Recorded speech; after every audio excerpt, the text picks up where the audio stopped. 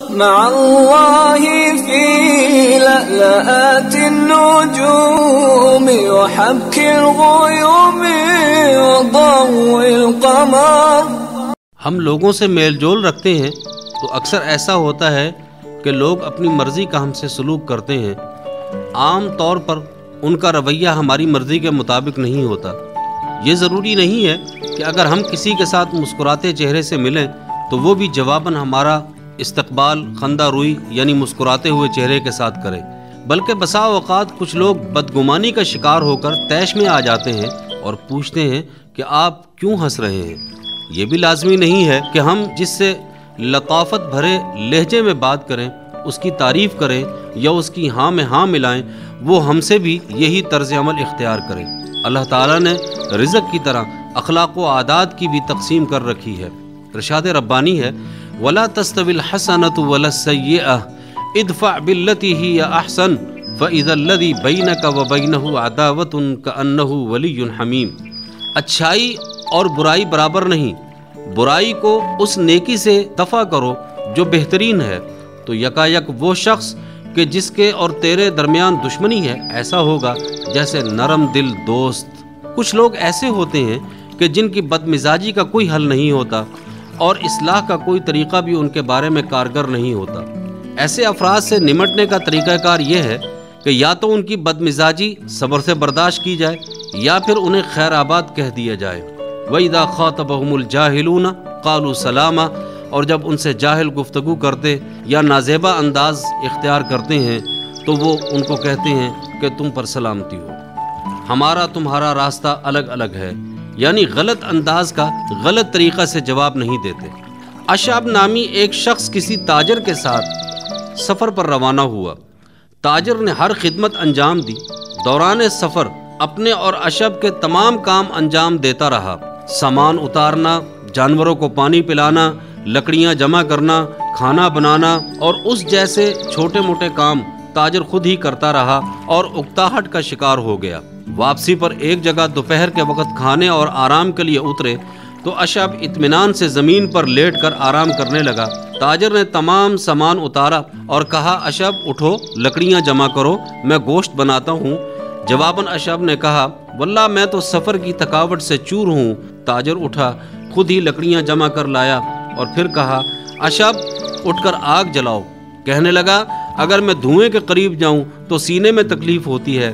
تاجر نے آگ بھی خود ہی جلائی اور پھر کہا اچھا گوشت بنانے میں میری مدد کرو۔ اشعب ڈھٹائی سے بولا ارے واہ، میرے ہاتھ میں اگر چھری لگ گئی تو اس کا ذمہ دار کون ہوگا؟ یہ کام بھی تاجر نے خود ہی کر لیا۔ پھر کہا اشعب اٹھو، گوشت ہانڈی میں ڈال کر کھانا پکاؤ۔ کہا کھانا پکاتے ہوئے بار بار ہنڈیاں دیکھنی پڑتی ہے، یہ مجھ سے نہیں ہوتا۔ تاجر نے یہ کام بھی اپنے سر لے کر خود کر لیا۔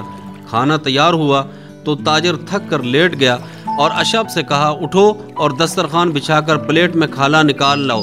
بولا میرا جسم بھاری ہے، مجھ سے یہ کام نہیں ہوتا۔ تاجر اس بار بھی خود ہی اٹھا، کھانا نکال کر دسترخوان پر رکھا اور پھر اشعب سے کہا آؤ کھانا کھا لو۔ اب اشعب بے شرمی سے بولا واللہ مجھے اب شرم آ رہی ہے، میں نے تمہاری ہر بات ٹال دی ہے لیکن اب تمہاری بات ضرور مانوں گا۔ یہ کہہ کر کھانے میں شریک ہو گیا۔ اشعب جیسے افراد سے ہمارا سامنا بھی ہو سکتا ہے، لیکن ایسے مواقع پر پریشان ہونے کے بجائے دل بڑا کر لیں۔ مربی اول محمد صلی اللہ علیہ وسلم لوگوں سے معاملہ کرنے میں بڑی سمجھداری سے کام لیتے تھے۔ آپ جذبات کے تابع نہیں تھے، لہذا دوسروں کی غلطیاں برداشت کرتے اور نرم رویہ اختیار کرتے تھے۔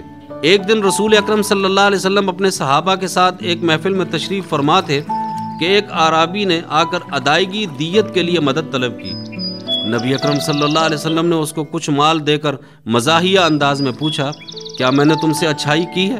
جواباً اعرابی نے کہا نہیں، تم نے کوئی اچھائی نہیں کی۔ صحابہ اکرام کو غصہ آیا اور اس کی طرف بڑھنے لگے تو آپ صلی اللہ علیہ وسلم نے روک دیا۔ پھر آپ گھر گئے، اعرابی کو بھی بلا لیا اور اس سے فرمایا تم میرے پاس آ کر مدد کے طالب ہوئے، جو ممکن تھا تجھے دیا گیا اور تو جو کچھ کہہ سکتا تھا تو نے کہا۔ پھر آپ نے اس کو کچھ اور رقم دی اور اس کی ضرورت پوری کر کے پوچھا کیا میں نے تجھ سے بھلائی کی ہے یا نہیں؟ اس نے کہا ہاں، اللہ تمہیں اہل و عیال کی طرف سے جزائے خیر دے۔ آپ صلی اللہ علیہ وسلم کو اس کے اطمینان سے خوشی ہوئی۔ آپ صلی اللہ علیہ وسلم نے فرمایا، تم نے میرے پاس آ کر مدد مانگی، میں جو کچھ کر سکتا تھا کیا، اور تم نے جو کہنا تھا کہا، مگر میرے ساتھی یعنی صحابہ اکرام رضوان اللہ تعالی علیہم اجمعین تم سے ناراض ہیں، ان کے پاس جا کر شکریہ کے الفاظ کہہ دو جو تم نے مجھ سے کہے ہیں، تاکہ ان کے دل تمہاری طرف سے صاف ہو جائیں۔ اور آپ خود بھی اس کے ساتھ صحابہ اکرام کے پاس آئے اور ان سے مخاطب ہو کر فرمایا، آپ کے اس ساتھی نے مجھ سے مدد طلب کی اور مجھ سے جو بن سکتا تھا میں نے کیا، اس نے جو کچھ کہنا تھا اس نے کہا، اور میں نے پھر دوبارہ بلا کر کچھ مزید مطالبہ پورا کیا تو یہ راضی ہو گیا۔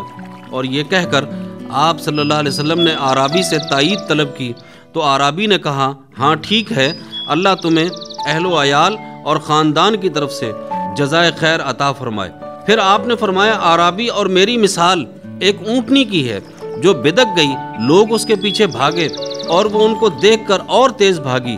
جب ناقہ یعنی اونٹنی والے نے کہا، میرے اور اونٹنی کے درمیان سے ہٹ جاؤ، میں اس کے مزاج سے واقفیت کی بنا پر نرمی برتوں گا، وہ گیا، گھاس وغیرہ جمع کیا اور اونٹنی کو بلایا، وہ دوڑتی چلی آئی، اس نے اس پر پالان یعنی کجاوا باندھا، اطمینان سے اس پر بیٹھا اور چل دیا۔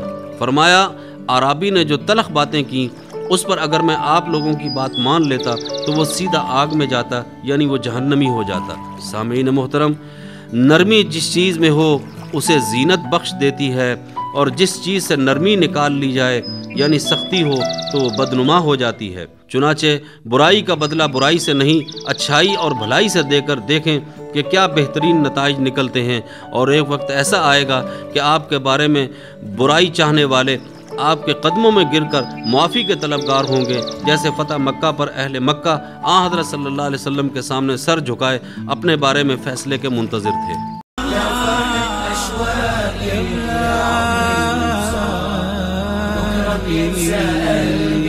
كل أيام الصعب